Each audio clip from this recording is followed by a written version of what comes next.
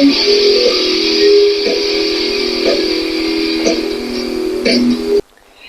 everyone, welcome to Logan's Mosh Pit. Glad to have you here. Do me a favor and please subscribe if you haven't already. Listen up, because it's time for a new episode of Rock and Read. Today, you will get to hear chapter 24 of It's So Easy and Otherwise by Duff McKagan. Here we go. In the autumn of 1990, we booked our first gigs in more than a year. An eternity. We were going to headline 2 nights at the Rock in Rio Festival in January 1991. When I was growing up, I never dreamed that I might one day have the opportunity to visit such exotic and far-flung places as a result of my music. Bakersfield maybe, but not Brazil.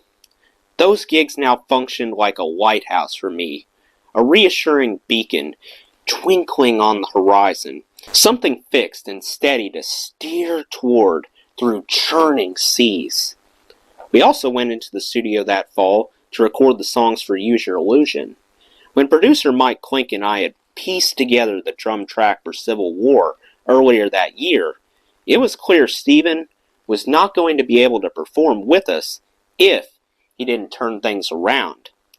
When we had played a couple songs to a huge crowd at Farm Aid in April, he was a mess on stage. After that, we thought we would scare him straight. We told him we were auditioning drummers and figured he'd snap out of it as soon as he heard that. When that didn't work, we hired a professional sober coach, Bob Timmons, who had helped Aerosmith get clean, to talk to him. Bob took along Sly Stone, who had gotten sober, to Steven's house. Steven had met Sly at my apartment on El Cerrito. "You know, man," Sly told Steven, "your band is worried about you. You gotta pull it together, Stevie." Slash and I served as the voice of the band during Steven's last days with GNR. But no matter what we said to him, nothing changed. We told him we were getting ready to enter the studio. Still no change. Finally, we suggested he get a lawyer. It was meant to scare him, but it proved convenient for Slash, Axel, Izzy, and me. In the end, we had our lawyer tell his lawyer that he was permanently out. It sounded ironic to a lot of people for us to kick someone out of such a notoriously debauched band for that. The truth is, we didn't care what people did or how much they did. We cared only about our work and our ability to keep the band moving forward, now that we finally had songs to record and shows to play. We didn't give a about cause, just effect. It was heartbreaking, especially for me and Slash, but we had to find a replacement drummer. When we booked Rock in Rio, we thought we would have plenty of time to find a new drummer. After all, the trip was months away, and we had lots of songs to record too. We assumed that between rehearsing and recording, the new rhythm section could gel in plenty of time for those gigs.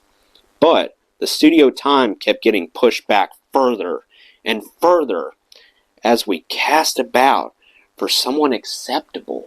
The same thing that had made Steven an important part of our sound also made it difficult to replace him, his sense of groove. We tried out drummer after drummer. Things started to look a bit grim. Maybe this would be the end of the band, like Hanoi Rocks, like Led Zeppelin. For those bands, losing their drummer signaled the end of the road. Thankfully, at the very last moment, we found Matt Sorum, who had been playing with the Cult. We had 27 songs to record, and some of them, like November Rain, Coma, and Locomotive, were epic in length. Matt had to learn all the songs in rehearsals and make charts of them for the recording sessions. At the same time, he started to try to keep up with me and Slash on the drinking front. We recorded the first 24 songs fast, but between the volume of work, the volume of booze, and the pressure of recording with a band that was being treated as the biggest thing in town, Matt hit a wall. With 3 songs to go, he disappeared. I left messages begging him to come in and finish the last 3 songs. No answer. I told him I'd buy him something out of my own pocket. No answer. He was renting my old place on Laurel Terrace during the recording sessions, so I went down there to look for him. "Matt," I called as I entered the house. "Where are you, pal?" No answer. I walked through the house. In the bedroom, there was a deep walk-in closet. The door was closed, but I could hear someone in there. I opened the door tentatively and peered in, letting my eyes adjust to the darkness. There was Matt, cowering in the back of the closet, just hiding from the world. He looked at me with no sign of recognition in his eyes. He was completely out of it and paranoid. I made him a very strong vodka drink to bring him down a bit. Matt pulled it together and nailed the last 3 songs. But by the time we started the process of mixing the records, something snapped inside me too. There were so many songs to deal with. There was so much contention in the band over credits and everything else. I could tell there were subplots developing around the remaining band members, among management, among the label people. I looked around at how fame and a little bit of power and money had affected the guys I'd been in the trenches with. Oh, really? This is how we're going to react to it all? I was disappointed. It was a mess, and I wanted nothing to do with it. Wasn't we anymore? Had finally made it to the threshold of another accomplishment. A record. Actually, a double record. But I was no longer sure what it represented. Is this why I moved to LA? For this? Is this what making it big meant? I had already attained some of the things I had wanted to when I left Seattle for California. Far more than I had wanted. Far more than I could even have imagined.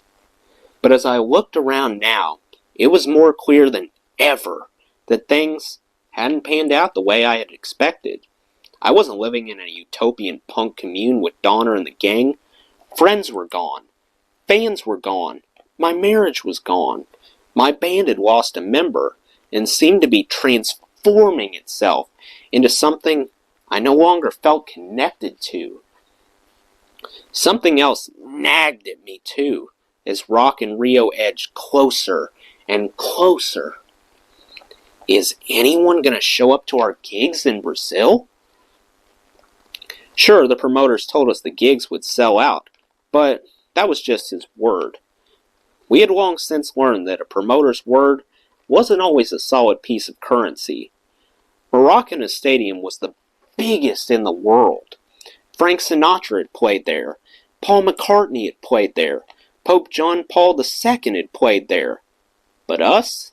We had played fewer than a half-dozen gigs in the past 2 years, and our one and only proper album had come out nearly 4 years ago. Headlining 2 nights in South America? Really? I started to hit the bottle harder. Up to that point, I had always thought I would address my drinking. Someday. Even if it had always been a lie, it exerted an element of control. There was a horizon. Right then, after recording the Illusion records, that horizon went dark. I lost all sense of orientation. Then, on January 17, 1991, we boarded an American Airlines jet bound for Rio. This would be one of the longest flights I had ever taken. A plane is a metal tube with no way out, and I have always been claustrophobic.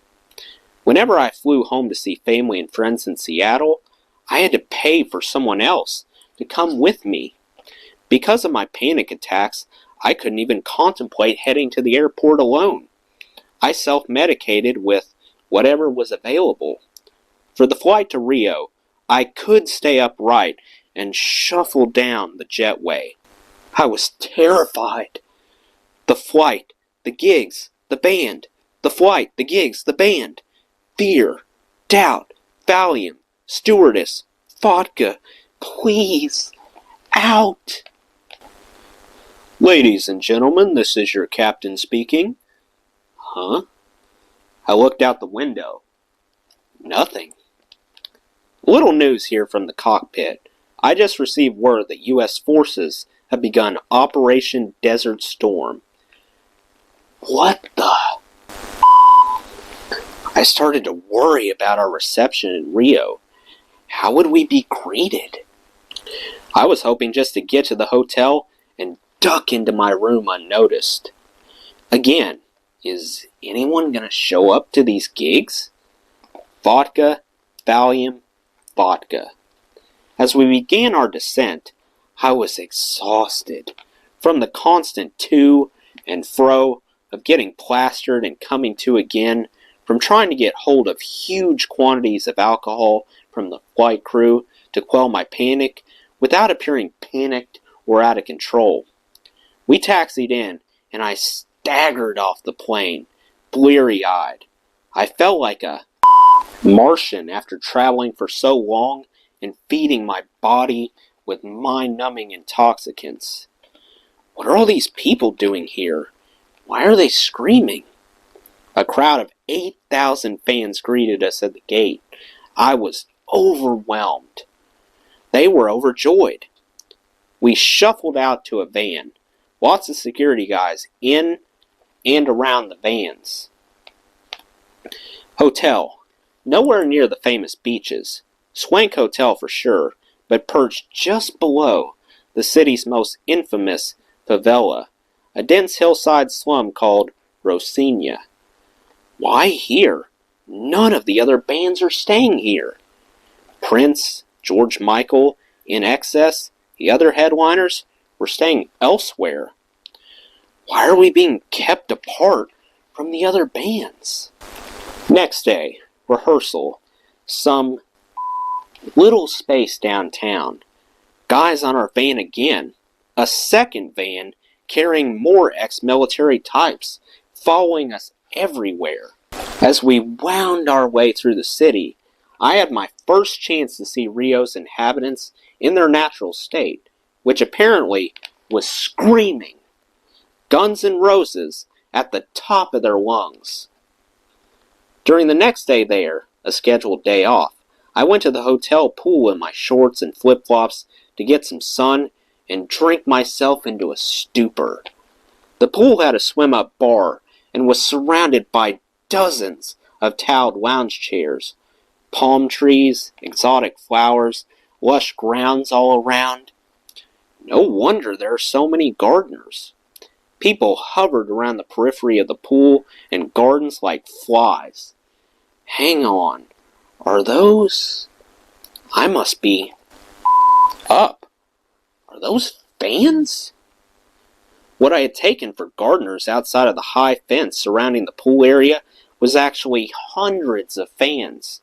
Now the security forces ran off the poor kids. This city is on fire for GNR. Maracana Stadium, 175,000 people and a river of sewage streaming right through the place. An actual river of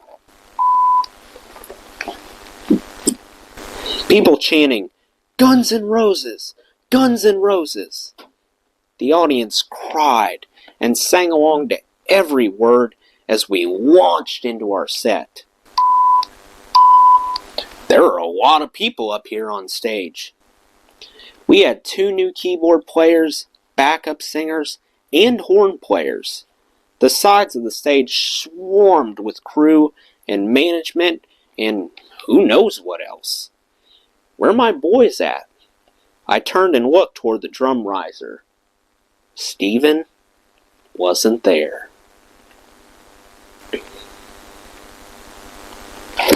Well, that's the end of Chapter 24. Let me know what you thought of Chapter 24 in the comments below.